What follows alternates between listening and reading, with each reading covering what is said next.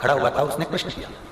उस बच्चे ने प्रश्न किया कि हमको एक प्रश्न करना है, और उसका प्रश्न था कि घर के शिवलिंग में और मंदिर के शिवलिंग में, शिवालय में क्या अंतर है। प्रश्न गलत नहीं है, आपकी और हमारे हित का प्रश्न उस बच्चे ने किया, प्रश्न गलत नहीं। बोलो सही प्रश्न किया कि नहीं किया कि मंदिर का शिवालय, मंदिर का शिवलिंग और घर का शिवलिंग, इन दोनों में अंतर क्या है।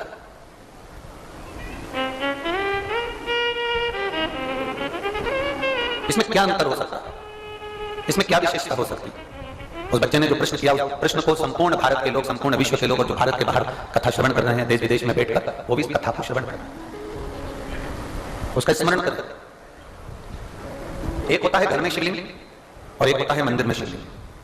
एक होता है 12 ज्योतिर्लिंग में शिवलिंग, एक होता है कुबेरेश्वर धाम का कंकर शंकर। घर के शिवलिंग में और मंदिर के शिवलिंग में क्या अंतर है। तो एक तो आप अपने स्मरण में रखें कि जो घर का शिवलिंग होता है वो उठाकर थाली में रखकर उसको स्नान करा दिया जाता है। बोलो सही है। मंदिर के शिवलिंग को उठाकर आप थाली में स्नान नहीं करा सकते। मंदिर के शिवलिंग को आप थाली में उठाकर स्नान नहीं करा सकते।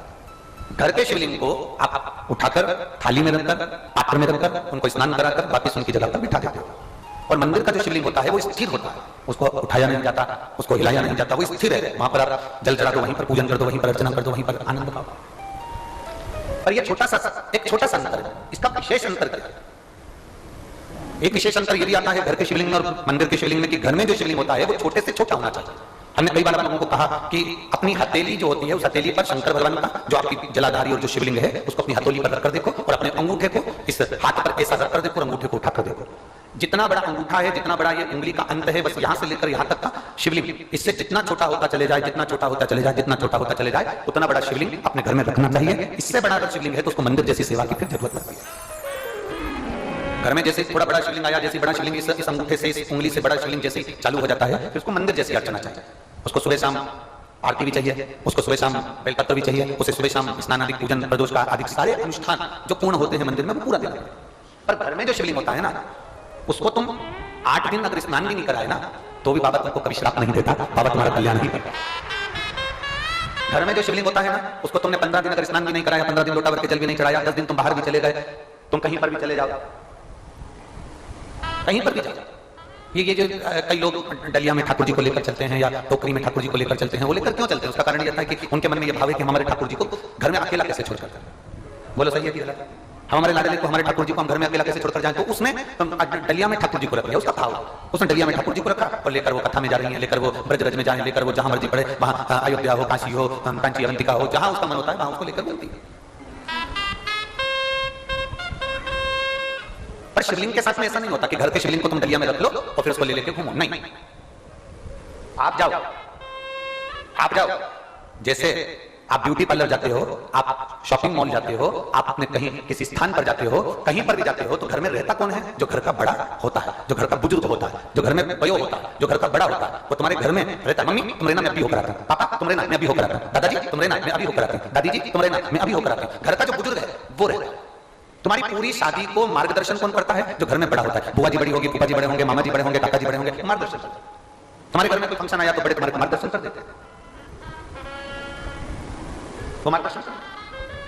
अब तुम कथा में जाओ, पर इतना याद रखो कि शंकर भगवान के शिवलिंग को डलिया में रखकर तुम्हें कथा में लाने की जरूरत नहीं है। तुम घूमने जाओ, शंकर भगवान के शिवलिंग को तुम्हें काशी ले जाने की जरूरत नहीं है। तुम उज्जैन जाओ, शंकर भगवान के शिवलिंग को, तुम्हारे घर के शिवलिंग को तुम्हें उज्जैन ले जाने की जरूरत नहीं है। तुम सीहोर आओ, शंकर भगवान के शिवलिंग को तुम्हें सीहोर लाने की जरूरत नहीं है। हाँ, सीहोर का कंकर है कुबेरेश्वर धाम का, और तुम्हारा कार्य जब पूर्ण हो जाए तो बाबा से प्रार्थना कर उस कंकर को भले फिर छोड़ने के लिए आ जाओ, वो मना नहीं, वो मना नहीं। शिवलिंग को लेकर सीहोर नहीं आना, शिवलिंग को लेकर उज्जैन नहीं जाना, शिवलिंग को लेकर काशी नहीं जाना, शिवलिंग को लेकर सोमनाथ नहीं जाना, शिवलिंग को लेकर आपको कहीं नहीं जाना, क्योंकि वो शिवलिंग नहीं है, तुम्हारा पिता है। वो शिवलिंग नहीं है, वो तुम्हारी माता है। वो शिवलिंग नहीं है, वो तुम्हारे घर का बुजुर्ग है। शिवलिंग नहीं है, वो तुम्हारे घर का बयो है। शिवलिंग नहीं है, वो तुम्हारे घर का बड़ा है, और घर में उसका अधिकार है, घर में उसका हक है। हम आपसे पूछना चाहते हैं, जरा उत्तर देना।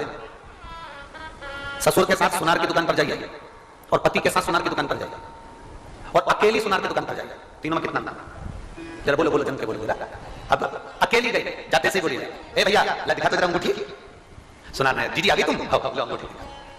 अब पति के साथ गए तो अंगूठी, फिर पति ने कहा अंगूठी दिखाओ, मैडम को अंगूठी दिखा, दीदी मैं रख देता हूँ डब्बे, जो आपको पसंद आए ले लीजिए। अब वो अंगूठी पसंद भी आई तो पति साहब आपको कैसी लग रही है, आपको कैसी लग रही है पता।